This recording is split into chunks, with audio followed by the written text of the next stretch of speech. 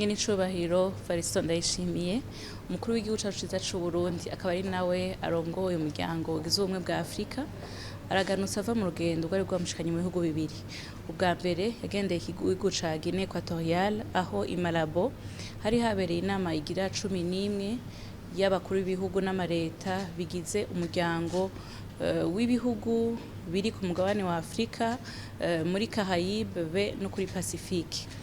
Iyo nama rero isanzwe ihuza ibihugu 79 yari itunganijwe ku civugo co kunagura uwo muryango kugira ngo ugende ujana n'impindagurika ry'ibihe isi igezemwo. Muri iyo nama nyene icubahiro yarashikirije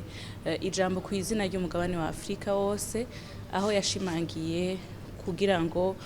Afrika igire igihagararo ijoja n'ijambo ku rwego mpuzamakungu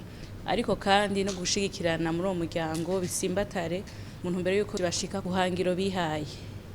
Mu vyo baganiye ko rero hariho kurabira hamwe ibintu bizanana n'ihindagurika ry'ibihe, akarabira hamwe impinduka kuvyerekeye gutunganya ubutunzi ku rwego mpuzamakungu, hakaba n'ibijanye n'ubuhinga bwa none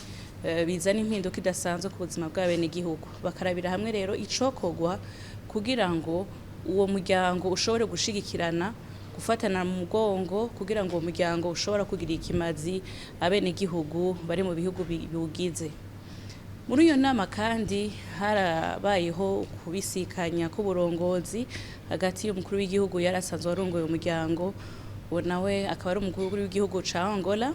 aho yahereje uburongozi umukuru w'igihugu ca Guinée Equatoriale nawe ubu akaba ari waramutswa uwo muryango. Yari n'umwanya rero kuganira kubona n'abandi bakuru b'ibihugu aho baganiriye ku bisata bitandukanye vyoha uwundi muvuduko uwo muryango kugira ngo ushobore kugira ijwi rishika kure na cane cane muri ibi vy'impinduka kuvyerekeye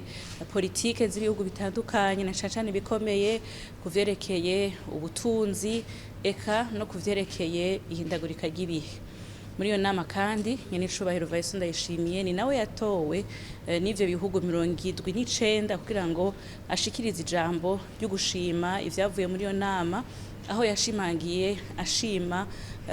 yuko iyo nama itanze icizere yuko hagiye kuba ibindi bikorwa bikomeye kandi bihambaye bituma uwo muryango ushobora kunagura ubutunzi bwayo bikwiye bukigenga ku buryo imigambi yawo ishigwa mu ngiro atankomanzi gutyo ishobore kugira ijambo rishika kure kandi abenegihugu boroherwe.